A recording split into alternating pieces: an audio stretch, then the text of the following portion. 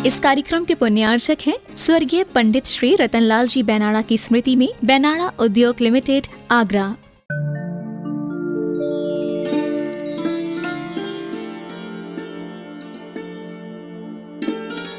उसने कोई मेहनत नहीं की है, अब 1 करोड़ की लॉटरी लग गई। तो नियो कहो अनायास ही कुछ हो जाता है, अपने आप ही बैठे बैठे जो मिल जाता है। तो कहा जा रहा है अनायास, नियोग कहो, कोइंसिडेंस कहो, अथवा प्रयोग कहो, चला करके कुछ करना। सहज रूप से अनायास अनन्य आत्मीयता का संस्पर्शन हो रहा है। अनन्य आत्मीयता, आत्मीयता तो समझते हो, जुड़ाव जो होता है, अपनापन जो होता है, अपनेपन की भावना जो होती है, कैसी अनन्य है। अन्य का ठीक अपोजिट हो गया अनन्य। अन्य में हम भेद की कल्पना करते हैं, अनन्य का अर्थ होता है अभेद। 2 प्रकार की आत्मीयता होती है, 2 प्रकार का जुड़ाव होता है।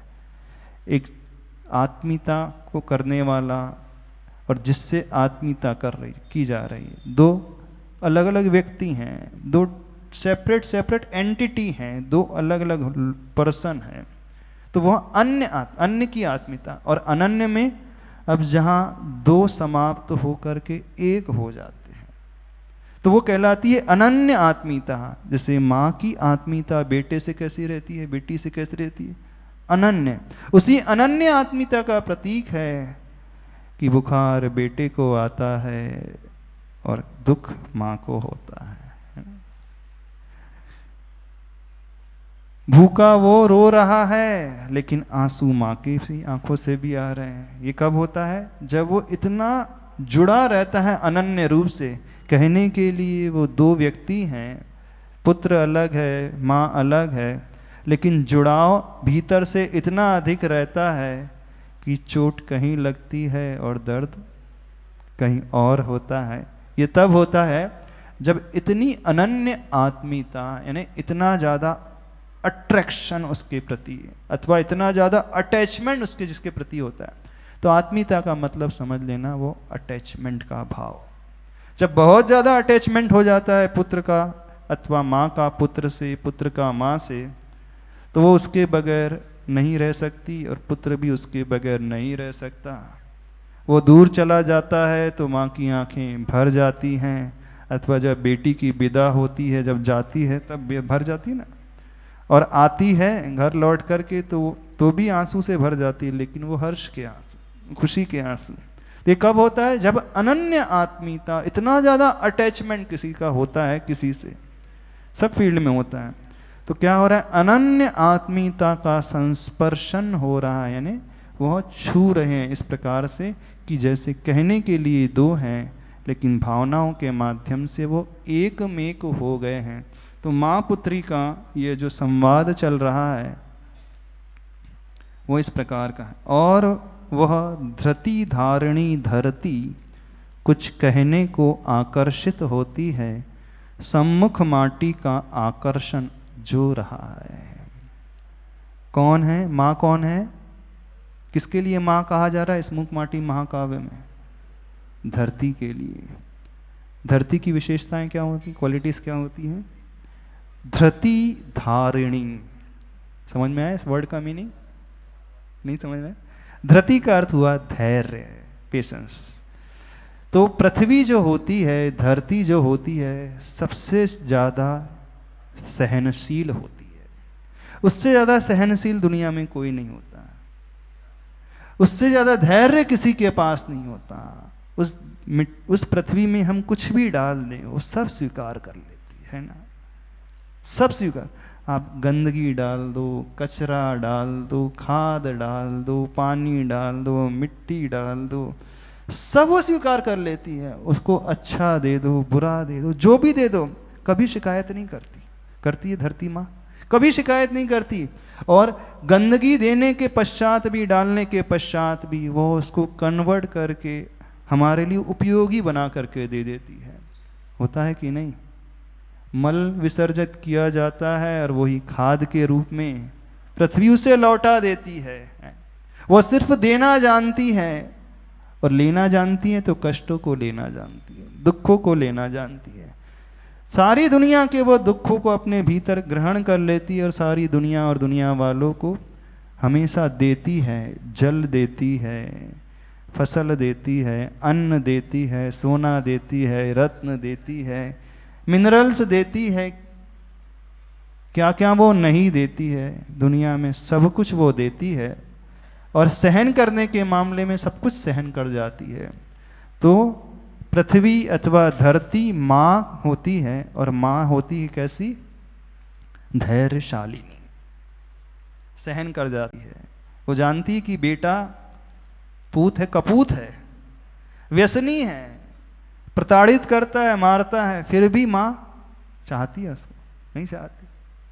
वो जानती है कि बेटा ठीक नहीं है, उसका कहना नहीं मानता, उसे खिलाता भी नहीं ढंग से, अच्छे से ध्यान भी नहीं रखता, केयर भी नहीं करता, फिर भी उसे कुछ हो जाता है तो उसको दर्द होता है। कैसा होता है? कितनी सहनशील होती वो माँ, होती है कि नहीं? यहाँ भी बहुत सारी माँ बैठी हैं, आपके भीतर इक्वालिटी है नहीं? बोले महाराज ये मॉडर्न जमाने की माँ है, ऐसा थोड़ी है। अब इतनी थोड़ी सहन करने वाली हम हैं। हम पुराने ज़माने की बात हो गई, अब तो नए ज़माने की माँ है तो नए ज़माने के हिसाब से चलने वाली है, अब ये बात अलग है। लेकिन जो सही में माँ होगी वो सब सहन करने वाली। इसलिए धरती का एक नाम है क्षमा। क्या नाम है? क्षमा। क्षमा शब्द बना है क्षम धातु से, यानी जो सहन करना जानता है वही क्षमा कर सकता है। समझो इस बात को। क्षमा जो धर्म आता है ना, उत्तम क्षमा धर्म, फॉरगिव करने की जो बात आती है, किसी को जीवन दान देने की जब बात आती है तो वो कौन कर सकता है? जो सहन करने की योग्यता अपने भीतर रहता है, तो वही क्षमा कर सकता है। हर कोई के बस की बात नहीं क्षमा करना, वो तो तुरंत ईंट का जवाब पत्थर से देता है। लेकिन धरती माँ का एक दूसरा नाम है क्षमा, वो जो सहनशील है। ऐसी वो धरती है, धृति धारिणी धरती, यहाँ पर जिस शब्द का प्रयोग किया है, यानी वो धैर्यशालिनी, एक बहुत बड़ा गुण है। जिस व्यक्ति के भीतर ये क्वालिटी आ जाए वो बड़े से बड़े दुखों के पहाड़ को भी झेल जाएगा। ये क्वालिटी यदि हमारे भीतर आ जाए, हमारे लिए वो दुखों के पहाड़ कंकड़ की भांति लगेंगे। देख लेना, जीवन को यदि सुव्यवस्थित बनाना चाहते हो, अच्छा बनाना चाहते हो, जीवन में यदि आनंद पाना चाहते हो, परिस्थिति नहीं बदलेगी। एक बात को समझना, हमें अपने आप को बदलना पड़ेगा। हम ये सोचे कि सामने वाला बदल जाए तब मैं अच्छे से आनंद से रहूंगा, बहुत गलत धारणा, बहुत भ्रांत धारणा। हमें अपने आप को इतना योग्य बनाना पड़ेगा, इतना धैर्य लाना पड़ेगा, इतना क्षमाशील बनाना पड़ेगा, तब हम जीवन में बहुत निश्चिंत आनंद से भरे हुए रहेंगे। समझ रहे हो? नहीं समझ रहे? तो क्या? अब वह धृति धारणी धरती कुछ कहने को आकर्षित होती है, सम्मुख माटी का आकर्षण जो रहा है, क्योंकि माँ का आकर्षण तो रहता ही है अपनी पुत्री के लिए। अब क्या कह रही है? अब यहाँ से वार्तालाप, कम्युनिकेशन शुरू हो रहा है। अब माँ अपनी बेटी को कैसे समझाती है। जितनी माताएं हैं ध्यान से सुने, बहुत अच्छी शिक्षा इसमें दी है। जितनी भी माँ हैं बहुत ध्यान से सुने। जब जब आपके बच्चे घबरा जाएं,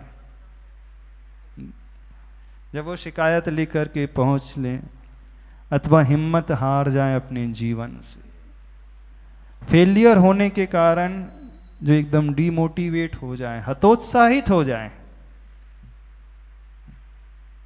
तो क्या करना चाहिए? और आज की माँ क्या करती हैं? यदि आपका बच्चा कम परसेंटेज लाए तो 4 गाली और दे देते हैं, गधा कहीं का। यही पढ़ाई की है तूने साल भर, कोचिंग 3-3 घंटे जाता था, 2 लाख रुपए कोचिंग में लगवा दिया और सिलेक्शन ही नहीं हुआ। क्या करता था? कैसी डांटती है माँ? क्यों? ये बेटा अथवा बेटी फेल हो जाए, क्या समझाते हैं उसे? कैसे समझाते हैं? सही सी बताना, क्या बोलते हो? क्या बोलना, कैसे समझाना, इसे पढ़ना बहुत ध्यान से। होगा नहीं तो क्या, आपका बेटा वो और डिमोटिवेट हो जाएगा, कुछ नहीं कर पाएगा और वो सुसाइड तक कर लेगा। और होते हैं ऐसे बहुत सारे घटनाक्रम हुए हैं अभी ये रियल लाइफ में। पेज नंबर 7 चल रहा है, 7 नंबर पेज, 7 है ना, सॉरी हाँ 7 नंबर। लो भीगे भावों से संबोधन की शुरुआत। तो कैसे संबोधन करना अपने उस बेटे के लिए, अपनी उस बेटी के लिए जो जीवन से हार जाए, जो हतोत्साहित हो जाए, जिसे दुनिया में कुछ नजर ना आए, जिसे दुनिया सिर्फ एक अंधकार की भांति प्रतीत हो। जब वो इन भावों से भर उठे कि यार क्या है जिंदगी में, कुछ बचा ही नहीं मेरी लाइफ में, हाँ कोई मुझे संभालने वाला नहीं है, कोई मेरी केयर करने वाला नहीं है, अब मैं लाइफ में कुछ कर ही नहीं पाऊंगा अथवा कर ही नहीं पाऊंगी, ये हो गया, जितने परसेंटेज आना था उतने तो आए नहीं, 1 मार्क्स कम रह गए, 2% कम रह गए, फलाना हो गया, ठिकाना हो गया। जब ऐसे वो कहने लगे तो क्या कहना, संबोधन सुनो ध्यान से। सत्ता शाश्वत होती है बेटा, प्रति सत्ता में होती हैं अनगिन संभावनाएं। उत्थान पतन की वह खसखस का दाना सा बहुत छोटा होता है, बड़ का बीज वह। समुचित क्षेत्र में उसका वपन हो, समयोचित खाद हवा जल उसे मिले, अंकुरित हो कुछ ही दिनों में विशाल काय धारण कर लेता है, वट के रूप में अवतार लेता है। यही इसकी महत्ता है, सत्ता शाश्वत होती है, सत्ता भाश्वत होती है बेटा। अब आप लोग ऐसे पढ़ोगे तो हो सकता है आप लोगों को कुछ भी समझ में नहीं आए। अच्छा सही से बताओ, कितने लोगों को समझ में आया जो हमने पढ़ा, जो आचार्य भगवान ने लिखा, आया समझ में? कैसे उसे समझाना?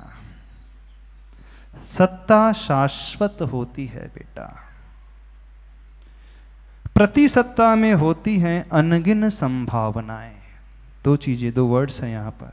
अब इसके बहुत बहुत सारे अर्थ हैं। सत्ता मतलब होता है एग्जिस्टेंस, द्रव्य, और प्रति सत्ता का अर्थ होता है पर्याय। सत्ता का अर्थ होता है सब्सटेंस, जीव, आत्मा, द्रव्य, और प्रति सत्ता का अर्थ होता है पर्याय। ये तो हो गया एक मूल में अर्थ। सत्ता का एक अर्थ होता है हम मरेंगे नहीं, हमारी पर्याय चले जाएगी। अब थोड़ा दूसरा गहरा अर्थ बता रहे हैं।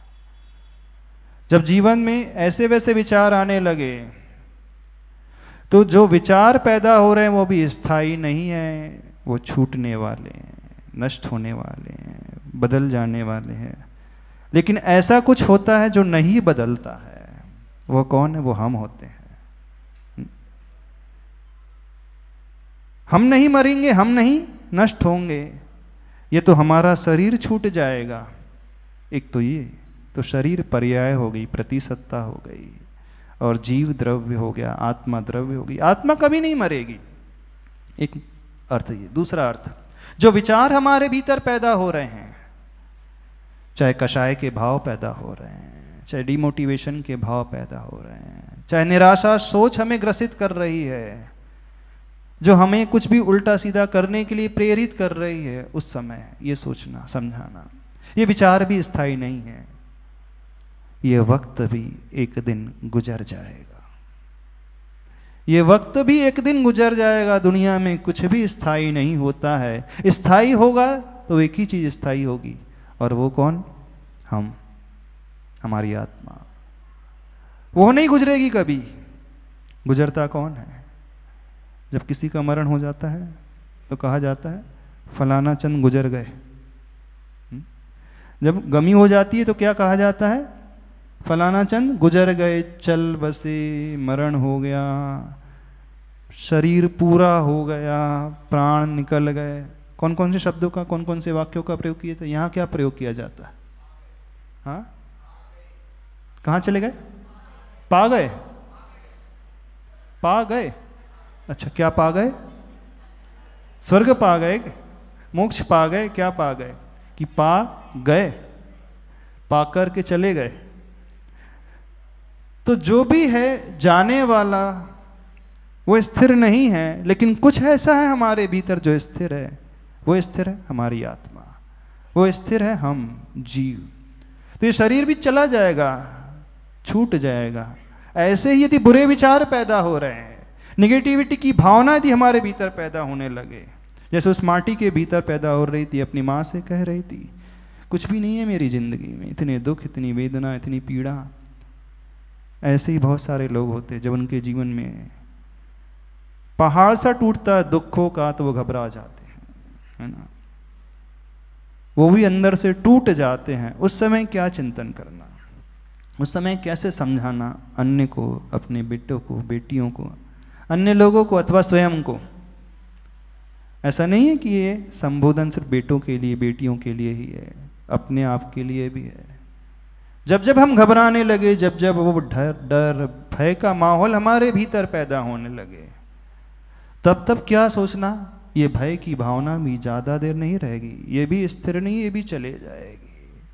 ये दुखों का पहाड़, यह भी स्थिर नहीं है, ये भी चला जाएगा। रात्रि हुई है तो यह भी स्थिर नहीं है, कल प्रातः होगी, फिर से सूर्य का उदय होगा। हाँ, सूर्य अस्त होता है तो क्या उदय नहीं होता कभी? ठीक है, अभी जिंदगी में अंधकार है, जीवन में परेशानियां हैं, दुविधाएं हैं, कष्ट हैं, पीड़ाएं हैं, बहुत सारी ऐसी परिस्थिति हैं। पर उस समय ये सोचना कि ये भी चला जाएगा, ये स्थिति भी गुजर जाएगी, ये वक्त भी निकल जाएगा, और लेकिन हम तो वही रहेंगे, हमारी आत्मा नहीं रहेगी, हमारी आत्मा नहीं जाएगी। हाँ, शरीर पूरा हो जाएगा तो एक नया शरीर मिल जाएगा। अब जो उस प्रतिसत्ता में शाश्वत की कल्पना कर ले, बस वहीं से परेशानी पैदा हो जाती है अंतरंग। जो दुखों को दिनों को भी परमानेंट मान ले, वहीं से परेशानी। तो उन दुखों के क्षणों को भी अस्थिर माना, वो भी प्रतिसत्ता है, वह शाश्वत नहीं है। सत्ता शाश्वत होती है बेटा, प्रतिसत्ता में होती हैं अनगिन संभावनाएं, यानी परिस्थितियों में होती है एन नंबर ऑफ पॉसिबिलिटीज, हम नहीं काउंट कर सकते, बहुत सारी संभावना छिपी हो सकती हैं, होती हैं। आज हम गरीब हैं, कल दिन बदल जाते हैं, आज दुखी हैं, कल सुखी हो जाते हैं, आज बीमार हैं, कल स्वस्थ हो जाएंगे, आज परेशानियां हैं, कल उनसे मुक्त हो जाएंगे। तो संबोधन दे रही है, प्रतिसत्ता में होती है अनगिन संभावनाएं, यानी जीवन के ये क्षण स्थिर नहीं है, बदल जाएंगे। तो वो क्षण भी आएंगे जब भीतर से कुछ अच्छा पैदा होगा, मनचाहा पैदा होगा, सुख के क्षण पैदा होंगे।